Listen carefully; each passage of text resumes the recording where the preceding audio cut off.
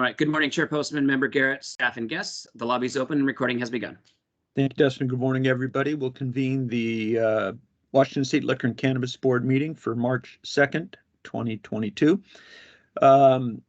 First item of business is approval of our meeting minutes from the February 2nd, 2022 board meeting. Motion to approve? I move approval of the February 2nd board meeting minutes. Great. I second, and that is approved. Next, we're going to look at rulemaking timelines from all industries, and welcome Kathy Hoffman, the Policy and Rules Manager. Good morning. Good morning, Chair Postman and Board Member Garrett. A brief rules update for you this morning. For our alcohol rules, our axe throwing rules project, listen and learn session was held in late January. Our rule proposal for this will be presented to you on or about March 16th. And now it's set the public hearing for April 27th with earliest adoption date on that particular project to occur on or about May 11th. So that project's coming along nicely. For general rulemaking, electronic service rule project is currently in the developmental stage. Several internal meetings scheduled to continue to work on those rules. At this point, we do hope to bring a rule proposal or CR 102 to you around April 13th, and that would set the public hearing for late May. So May 25th adoption with an adoption date, of early June. So moving on to the cannabis rules, Mr. Kildall, pardon me, will be presenting the CR 103 for marijuana quality control rules today. Moving on to the social equity and cannabis project, draft conceptual rules for the social equity program are currently under internal review. We have done some substantial revision, non-substantive revision. So it's really structural revision of rules related to licensing to increase readability. We do have a listen and learn session now tentatively or more permanently scheduled for March 16th. And so the draft conceptual rules that we're working on will be released on March 7th with additional details about that listen and learn session. We do hope to present the rule proposal or the CR 102 to you on March 30th. And that would set the public hearing date on that project for May 11th with adoption in early June. So it's an aggressive timeline, but I think it's a doable timeline given the effort that the agencies put into that work. And so that is an update on rules in progress at this time. Any questions I can answer? The only one on the social equity and timeline on the rules. Is it our expectation that well, let me put it this way, when then might action be taken, something would happen once those rules are in place? I think there are some other things that need to be put in place, like the social equity contractor. There's some additional training that I know our licensing division is very committed to making sure is available to potential licensees or applicants, I should say. So I would say midsummer. I hope that answers the question.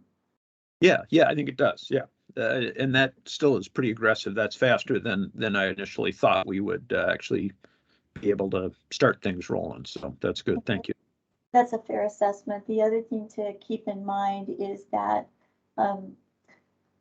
bringing the rule proposal to you on March 30th assumes that there aren't significant, substantial changes that we need to make to the draft before we can bring the proposal to you.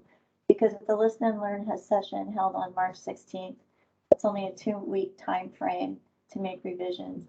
And sometimes turnaround times at the code revisor's office they're just not that rapid.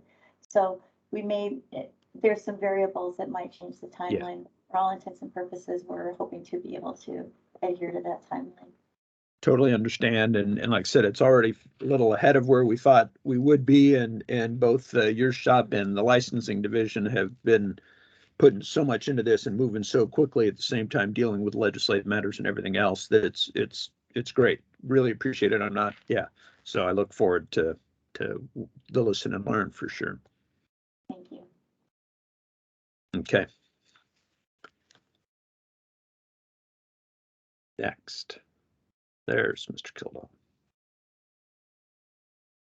Good morning, Chair. Oh. Good morning, Chair Postman and Board Member Garrett. The CR 103 permanent rulemaking before you today for approval concerns changes to current rules that require all marijuana products produced and sold in Washington State to be tested for pesticides, in addition to the currently required suite of I-502 tests. These rules also allow the board to conduct randomized or investigation-driven testing for heavy metals in marijuana products.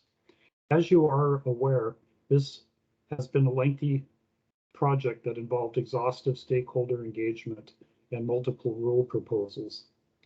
We believe that these rules promote the overarching goal of the board to protect public health and safety and to help ensure that all marijuana products sold within the I-502 market are safe for all consumers. In addition to mandatory testing for pesticides and random testing for heavy metals, these rules also include revised licensee sample collection and storage procedures, increasing the maximum amount of cannabis flower that may be represented by a single I-502 panel of tests, and revising the number of 1 gram flower samples required for testing. Elimination of the ability of certified labs to return unused portions of samples to licensees. Revised guidance to labs regarding when to reject or fail a sample. Updated and expanded information regarding testing levels for water activity, potency analysis, foreign matter inspection, microbial screening, mycotoxin screening, and residual solvent screening. Updated rule language regarding product retesting, remediation of failed lots, the expiration of certificates of analysis, and referencing of samples, and updated reporting requirements for lab proficiency testing. The CR 102 was approved and filed on December 8, 2021, and the public hearing on these rules was held on February 2nd, 2022. We received 52 written comments and 20 comments received as oral testimony on these rules. These comments and responses are collected in Attachment A. There were no changes made to the rules based on public comment. However, a new subsection 11 was added to WAC 314.55.102 to allow for a transition period during which post-harvest marijuana products that do not comply with these updated testing requirements may be sold, distributed, or both within a reasonable period of time to be determined by the board. And if approved today, these rules would take effect on April 2nd, 2022. Thank you, and may I answer any questions? Any questions, Member Garrett? No questions. You did a great job of briefing us yesterday, so thank you. Thanks, Mr. Kildall. As I said yesterday, there was really good public testimony on this. I think a lot of good questions raised, and I'm just glad we're there. We need to do this. We've needed to do it for a while. I think we're the last state to do pesticide testing with a legal cannabis market. So good we got there, and we're going to keep talking about it, keep working on it as you talked yesterday. Also, make sure it's doing what we said it was going to do, and so. I want to thank everybody who participated and gave us their comments. I know some people are disappointed in the final product.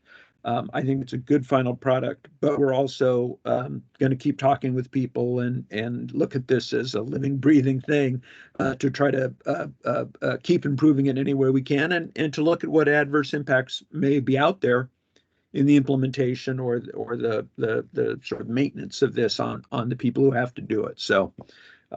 With that, thank you. I appreciate that. And with that, I will look for a motion to adopt the CR 103 for marijuana quality control rules. I move that we adopt the CR 103 for marijuana quality control rules. Great. And then I second, and it is approved. And I hope the labs are ready to go. Thank you, Chair Postman. Thank you, sir. Appreciate it. We are now to the part of the agenda where we have general public comment. Couple of quick reminders.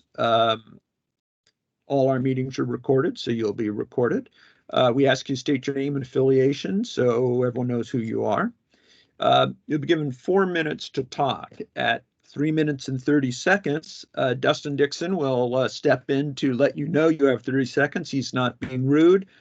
We don't have a light at this point that we could shine to tell your time is almost up, so please listen for that. At the end of the 4 minutes, we will require you to summarize, and we'll move on to the next.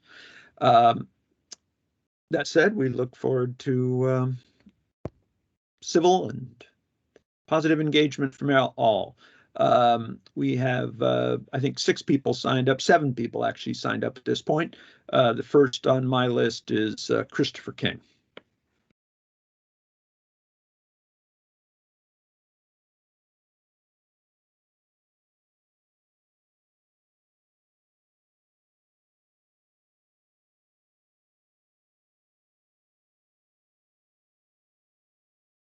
Am I there yet?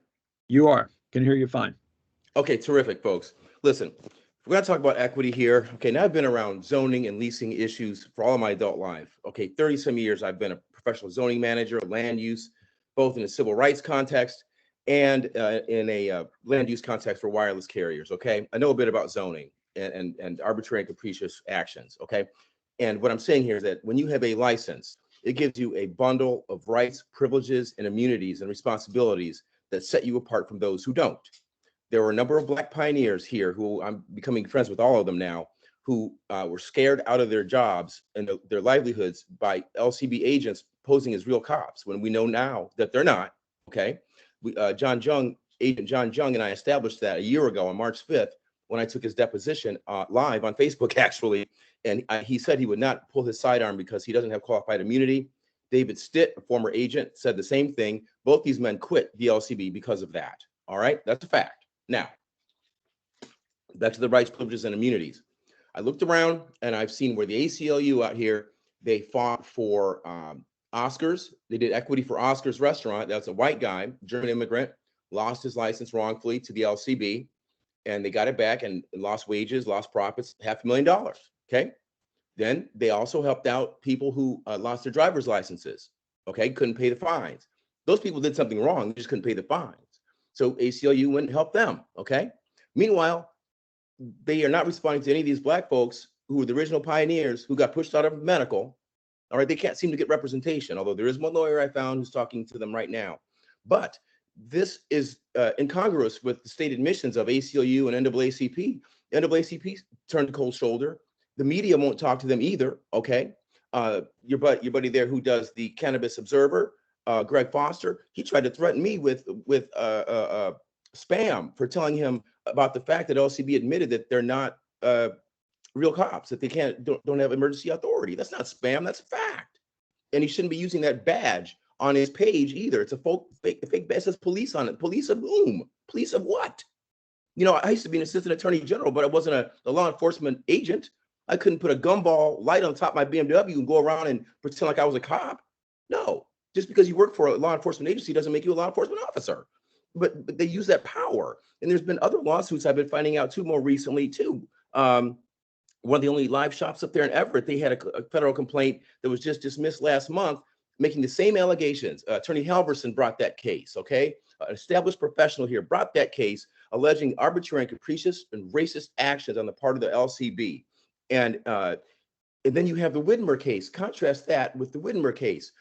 You know, you guys, it was like a year ago that we were told by Chris Thompson. I had a meeting with him, Breonna Corbray, and somebody else. Paula was there. That it might be till the end of the year before licenses get issued. Well, we're now into the next year, still nothing issued.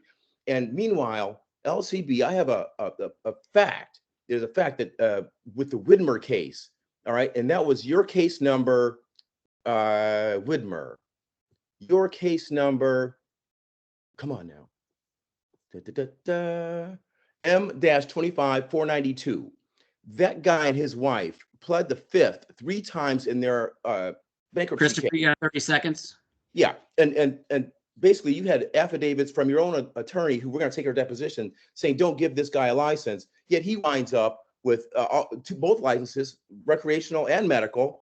And these black guys are out here stuck in the cold, and we're wandering around here like on a plantation or something, like looking like, oh, you know, Master Rentals, can we please have some scraps from the table?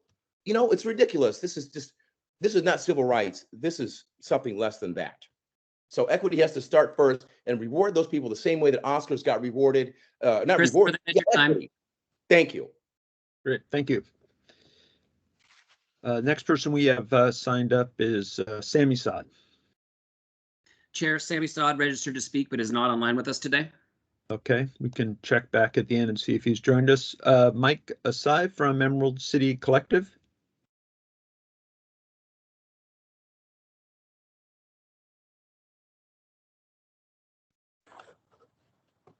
Yes, good morning. Can you see Morning. me and hear me? Okay. You bet.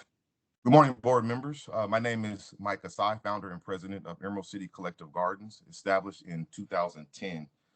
We were the second Black-owned Washington dispensary and first downtown Seattle dispensary. We are Washington State medical pioneers. We were part of the retail example that you see today.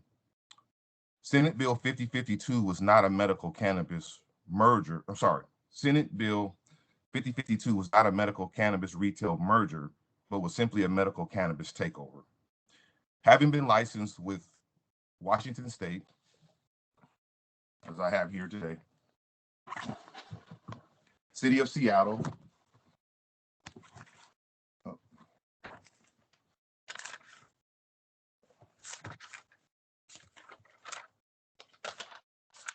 sorry, my book dropped. My apologies here. That's all right. We can stipulate you have it in your book if you want to use your time. Oh, boy.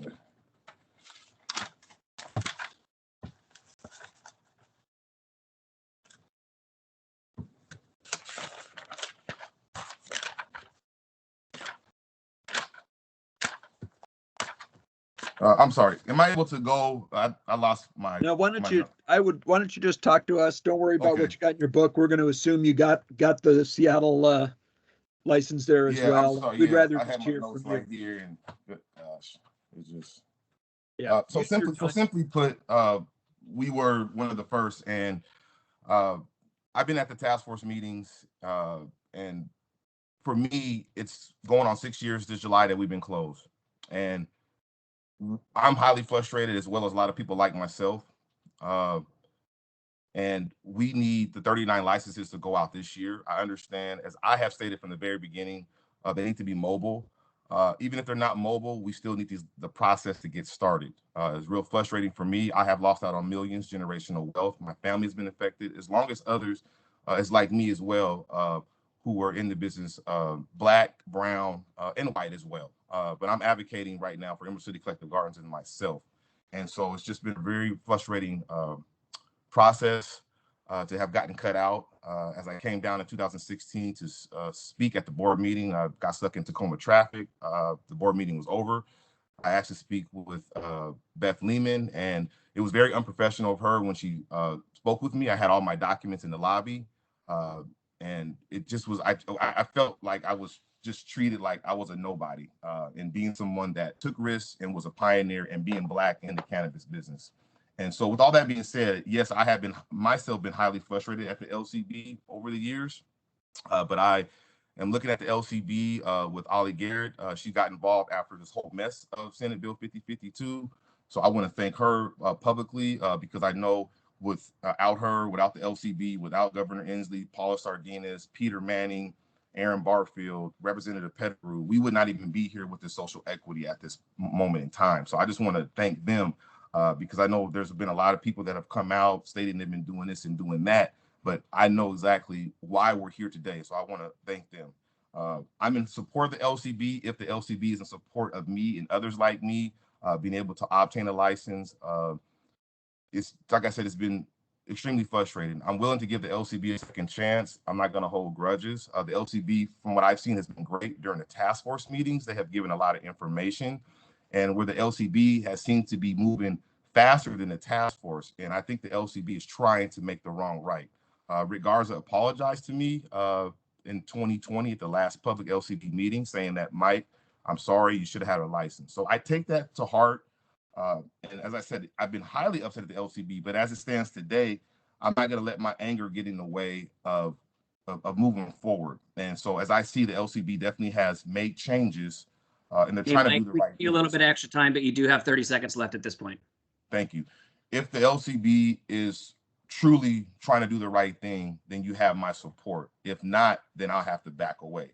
So thank you again. I'm sorry for the blunder there, but I just want to show that this is the 2010, October 8th, we got established with the Secretary of State, and we were licensed with the City of Seattle. We paid our taxes. There was no reason why we should not have been able to have been grandfathered in and continue.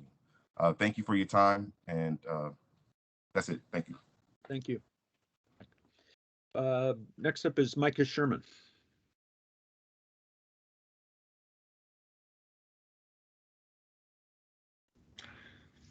Hi, thanks for the opportunity to comment. My name is Micah Sherman. I'm the owner, one of the owners of Raven. We're a tier 2 producer processor in Olympia. I'm also on the board of the Washington Senate Craft Growers Association and serve on the Social Equity Task Force as an appointed licensee. I wanted to comment about a couple of different things today. The first is just to express my continued concerns about the CR 103 that was just adopted. I'm a very small craft grower. I grow very small lots and batches of products. And the way that CR 103 is structured is it's going to severely impact people that produce small amounts of the same of strains, and it's going to greatly reduce costs for very large operators that are producing very large batches of products. And I just want to make sure that it's on the record that we want to see that inequitable implementation of pesticide testing be remedied in its implementation. We do think that there's a lot of solutions to solve that problem, and we look forward to working together on that. We think that having tested product that's safe is incredibly important. A lot of us in the WSCA are organic farmers, and we're looking forward to the organic standard being introduced. That was hopefully funded in the budget this year. That the WSDA will have $200,000 to implement that program. And we really look forward to integrating that into the process of getting this pesticide testing online, because they're certainly connected. The other thing I wanted to comment on today is, I've heard a lot from a lot of different people at the LCB over the years about how we don't pick winners and losers in the economy at the LCB.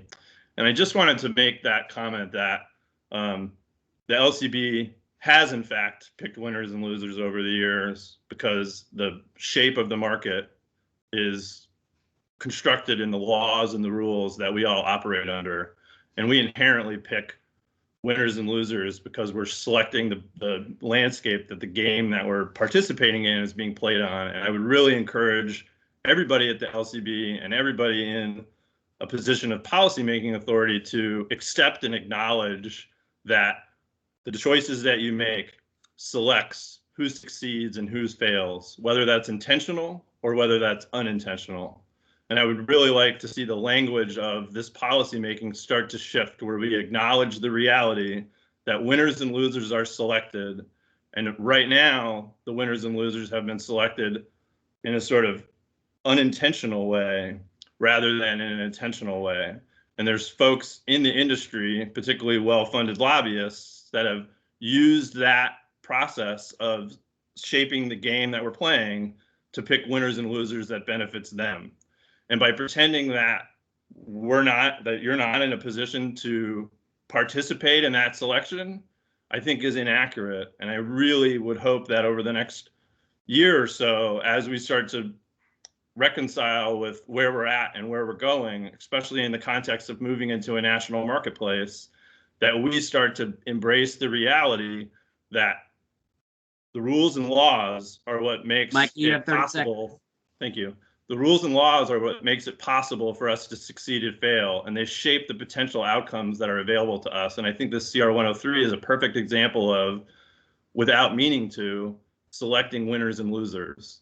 And I certainly hope that we can realize that and start talking about what's really going on instead of pretending that that's not the reality, because it's affected me and the people in my organization to an incredible amount over the years. And we need to start working collectively on better outcomes. Thank you. Thank you. Kevin Shelton is the next sign up.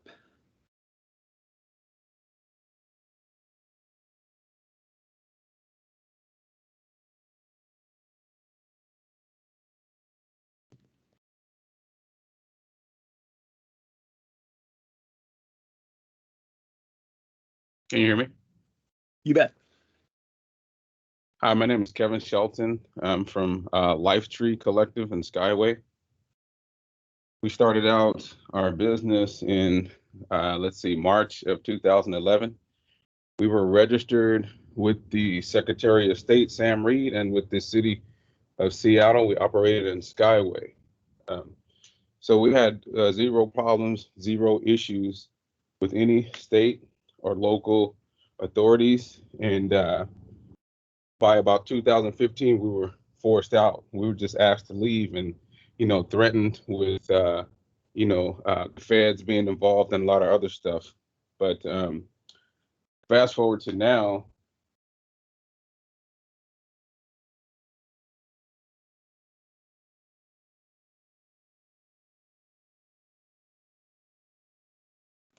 Looks like we just lost Mr. Shelton.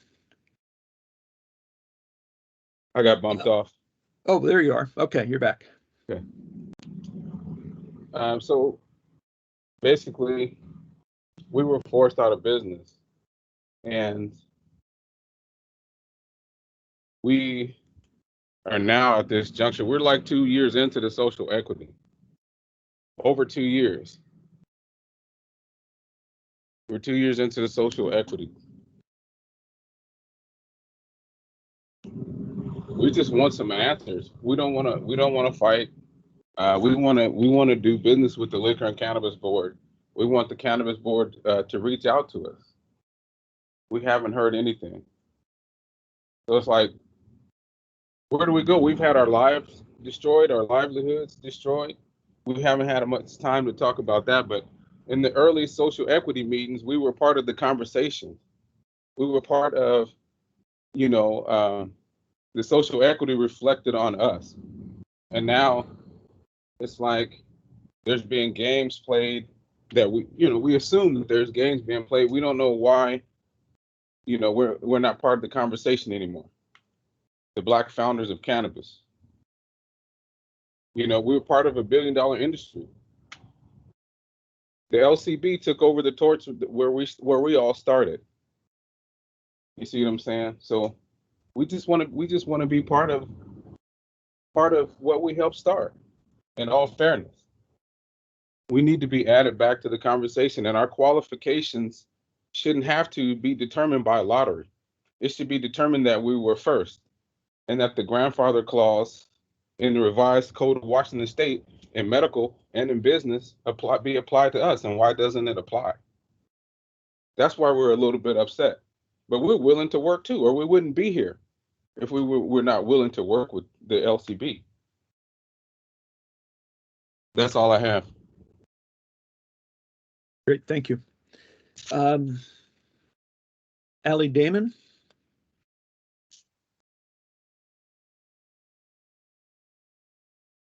Hello. We can see you but not hear you.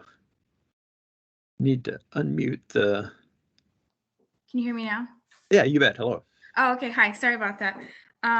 Okay, so my name is Sally, and I'm the manager of a few cannabis retail stores in Seattle doing business as Ruckus.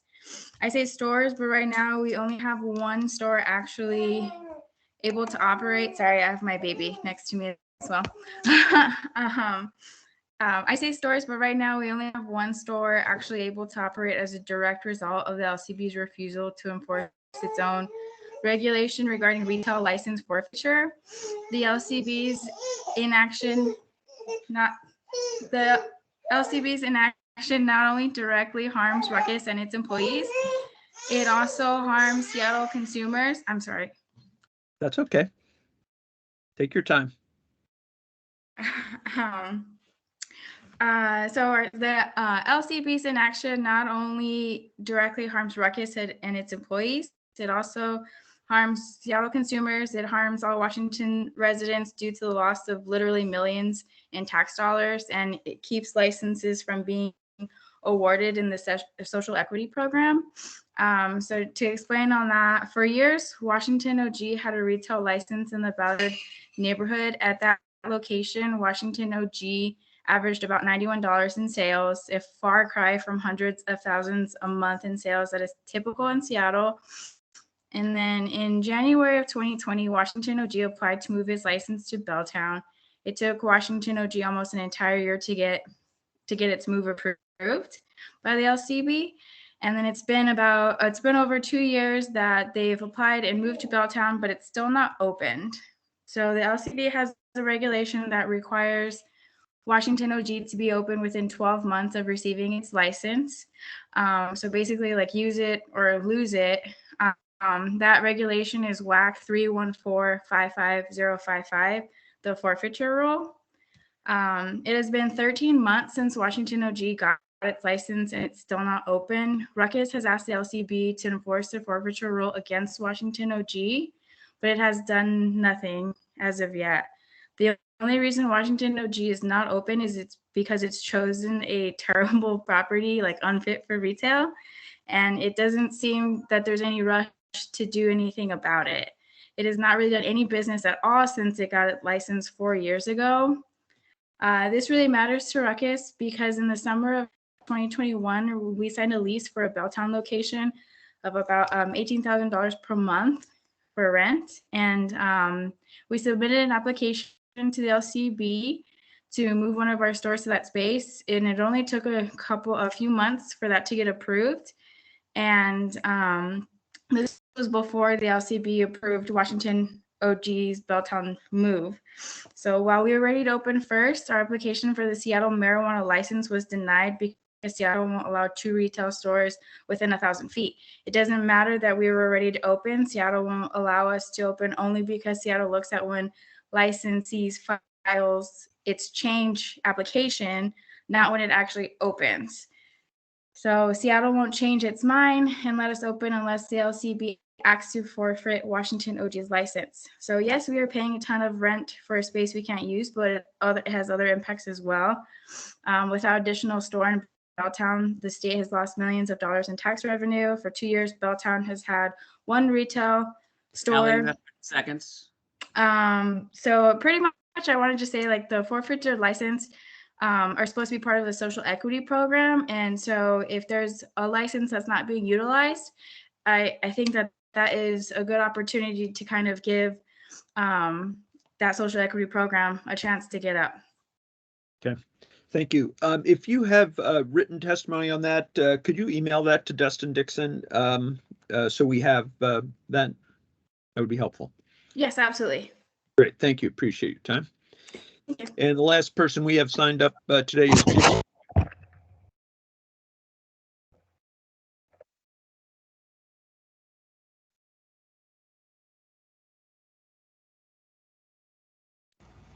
Hello?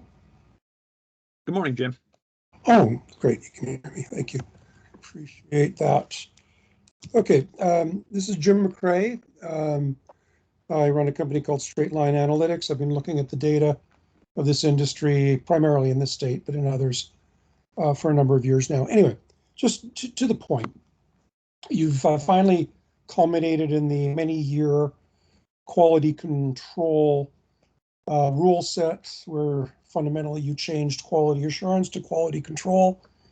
And on many dimensions once again played into what appears to be the preferred segment of your licensees within this space, which is the big ones. And I don't mean this as a, you're playing favorites or anything, but there's something about your process and processes that do very consistently enable regulation, interpretation of regulations, and in some instances, even agency requests for legislation that tend to hurt the types of wholesalers, particularly, that I would have liked to see more prominent in this industry, this legal industry. And I think many of the 502 people would have liked to see, in addition to not being jailed for doing their cannabis. So you probably have seen the editorial in this morning's Times.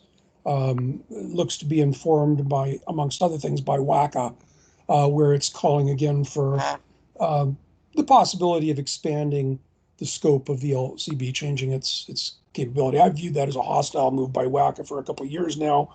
Don't know why it's coming, but I will agree with a couple of things in the Times article today. One is the degree of power now overseen financially, and that with the hundreds of millions of tax revenue, the billions of licensee revenue that you're managing just within this space, on top of the liquor and cannabis stuff and nicotine stuff, is a lot of power for the hands of three people, or the hands of two, when some of the more senior knowledgeable about laws get off the ship before it completely sinks, which appears to be a direction that some people at least would like to see. I'm not one of those people, by the way.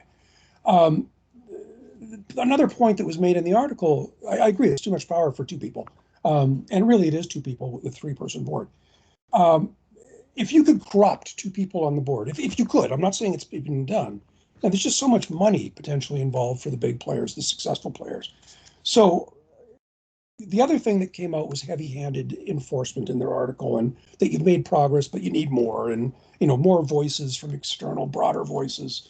Maybe that'll make it better. Well, I don't think your enforcement has been overly harsh. I think in some cases it's been poorly applied, but that's a matter of opinion. I don't know all the details of most of those cases. Your people do, presumably. One of the speakers earlier talked about favoring the big guys, favoring differential aspects of the business. You don't pick winners and losers. Well,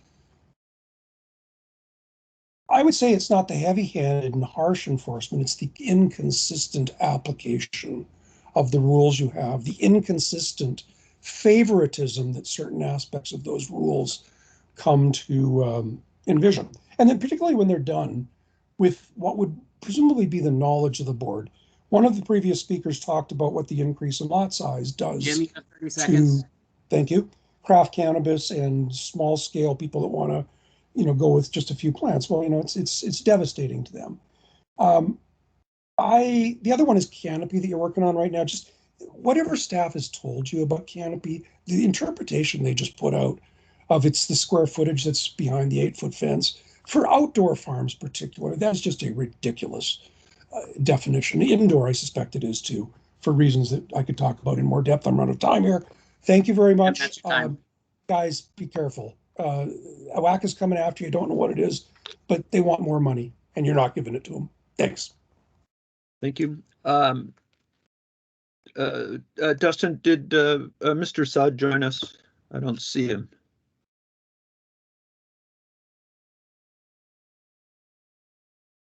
No, Chair, he did not join the meeting today.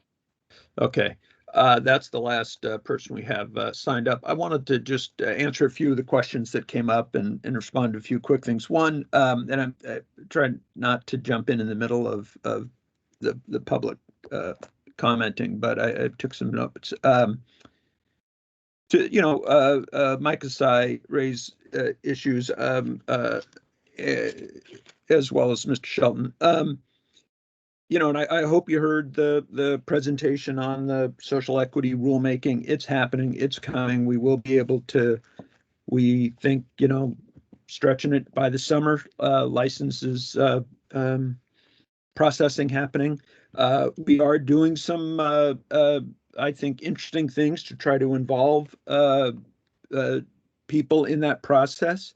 We will make sure that those that testified here today get notice of those things. We're trying to spread the word far and wide, and so we'll make sure you do, because we do want to hear from people who have been in this business a long time. As to the comment about a person in our licensing division, I'll just say that, we spend a lot of time talking about social equity. I have never heard anything but sincere, committed belief to the goal of social equity, and it's done, humbly, and but it's a strong commitment, and so I just want to say that on behalf of the licensing people. I just think they've done incredible work on this, and appreciated the comment I think Mr. Shelton said, or maybe I can't remember. Too many people talked today about what the LCB talked about at social equity meetings. We have been as engaged as possible there under the leadership of Member Garrett. She is a member of the task force. Nobody else at the LCB is, but we've really integrated our work in with there and tried to be as helpful as we can to that process. Then when it shifted to the legislature, did that again, and continue to do. We will up until the last day of the legislative session. We've been working on this rulemaking for a while. We are the ones that brought the social equity legislation to the legislature in the first place. This agency is committed to it and will continue to do that. The conversation and the comments about picking winners and losers is really interesting and incredibly timely right now. For me, I've been thinking a lot about this. And I kind of wish you all who are sitting here in the audience and the industry could get together and decide who we're picking as winners and losers, because you don't agree. We heard from two people today who suggest we're picking, one segment, a preferred segment, as Jim said it. And Micah, made the same suggestion. I can tell you that the folks who you think we're picking have said in writing, we're picking you guys over them, that we're picking winners and losers. And that's one of the reasons why we need to be reined in. Are there winners and losers? Yeah, there is. The system we all operate under of capitalism and under the direction of the legislature, and in this case, the voters. There are structural things that happen. Our job at the LCB is to regulate under the structure that we have, and what we have really comes from the voters, and then shaped, polished, improved, whatever you want to call it, by the legislature, and then we have the obligation, the authority, and the ability to regulate that on a day-to-day basis. So we have some role in that, of course, but we operate with a structure that there is. And as I've discussed here before, I think that Initiative 502 was mindful of some of this, and we have tiers of growers, and we have canopy restrictions and prohibition on the vertical integration. These things are economic infrastructure, right? So yes, we're regulating the system that is already designed in those ways. I don't see evidence of favoritism on the regulatory side for one side or the other. And, you all out there are going to think we do, but you're pointing at each other, and I just hope you can hear each other a little bit there, that you're all convinced we're helping the other guy. And I think sometimes you're with us and sometimes you're not. And that's the way it is, and that's the way it should be, right? I think that there's a dynamic there that's not unhealthy, as long as it's not done with favoritism or undue influence. And I think the LCB is doing a good job trying to balance those interests and to hold back action by who has the best PR operation, or who has political connections, or who can pack a hearing room. I mean, it's not about, we have to take all this in, and then we try to rely on the experts internally and externally to do that. The suggestion is made that we have not evolved or not modernized. I think our rulemaking process alone is a dramatic modernization, not just of the LCB, but of rulemaking in state government. It's an amazing model, and doesn't mean people are going to always love what we come out with in the end. And again, I'm okay with that. I don't think we can come up with something that's going to please everybody in the industry. And we're not just here to regulate for the industry's benefit. It's to protect the public health. It's to protect the public safety. It's to abide by the will of the voters, I believe, and to follow the legislative mandate. Which I think brings us to this legislative session. And, we have just a week and a day left in this session. And I really fear that they will not take action on the important legislation that's pending to help regulate cannabis derivatives, both inside and outside the 502 system. We've been told that there's just not time or unlikely to have the time to get that bill done. And I think that's really unfortunate. It was suggested that maybe we have to seek authority from the governor on a health emergency declaration. Well, the good news is there is no health emergency today. We are ahead of it. We know what's happening in other parts of the country. We don't have updated data. CDC put something out in the middle of last year that showed, a increase, a real spike in the 600 some cases of reported adverse impacts. Now, some of the industry publications have belittled that and, said, oh, the problem is somebody got high who didn't want to get high. But there's real health impacts to these things, particularly when they're sold on one side in a store where you don't have to be 21 to get in. We know what that does. We know that increases access to minors. And then the other, within the 502 stores, compounds that we don't know. We don't know what those processes are. We do know that it can undermine the regulatory system that exists today. Not that the LCB picked, but that the voters in the legislature picked and continues to enforce. And you see things nationally right now, that I think legislators should be alarmed by. They have the opportunity over the next 8 days to do something. The 661 exposure cases is what the FDA and CDC said about Delta 8 products. That over a long period of time, but that curve is going way up, as you can imagine. In 2018, none of us had heard about this. By mid-2021, everybody had heard about this, and it proliferates more every day. Some of these are kids getting into their parents' Delta 8, which, come on, lock it up, keep it out of their hands. But some of it is people getting it all the way. Some of it is adult use. And I don't think it's to be laughed at when say, oh, somebody just got high when they didn't want to get high. If they're buying something that is not clear about what it is and what it does to you, that's a problem. And you see on the hemp side, even the hemp industry itself, the hemp roundtable has started to wave red flags around what's happening with hemp. Hemp was legalized in Congress and then in the legislature, but particularly under the Farm Bill in Congress, for industrial use. And the Hemp Roundtable put out a statement, I think it was just last week, that includes a quote from their ethics council saying, that rope not dope was the motto of the coalition that came together to get that passed. And the Hemp Roundtable says that turning that into these impairing substances violates the intent of Congress. That's not us. That's the hemp industry.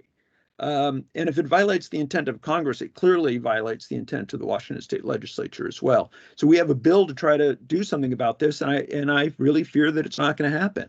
And then, we're going to have to look at everything we can do as an agency to get this, the safeguards in place that we need. The issue doesn't go away. The cannabis Industry Association, the National Cannabis Industry, NCIA, said they think that there's, really some potential benefits from these new compounds, health and others. But they say many more years of research are to be done to learn proper testing methodology based on production methods. That's the National Cannabis Industry Association. So I just, make this plea here because I know some here will, talk with legislators. We don't have much time left. I think the bill that Senator Kaiser and Mark Schessler, which is a great 1-2 set of sponsors in the Senate, that's the one bill that is really alive at this point and could serve this function. I hope they'll give it serious consideration, and I hope we can get it passed. And as in the case of everything, that's not the end of it, right? We will continue. We'll have rulemaking. We'll have conversations. I think that going forward, we're going to have to find ways to have conversations across industry sectors and including LCB, because it is not going to work to just point fingers at each other and say, oh, the LCB only likes the big guys, or the LCB only likes the little guys, or LCB only wants organics, or LCB only wants chemically, synthetically derived THC. None of that's true. So we got to figure out a way to do that. And if the industry really is concerned about what that future looks like, particularly with the possibility of federal legalization, which again, I don't think is going to happen overnight, better figure out how to all work together on this and figure out what that voice sounds like to the legislature, because the legislature is continuing to act in this area. They're passing some good bills related to cannabis this year. The Reinvestment Act that the governor sponsored was super exciting for people at the LCB. We're all in on that, so some good things are happening. But I think post-session, it'd be worth trying to find some way to have a conversation about what this does, because it can't be pointing fingers and it can't be the misinformation wars that are going on today. With that, I will stop. Member Garrett, anything at all? Thank you. I didn't intend to speak too long. I know I went over my 4 minutes, but I'll bank it for the future and resist responding the next couple of times. Thank you all. We will now adjourn the board meeting for March 2nd. Thank you all.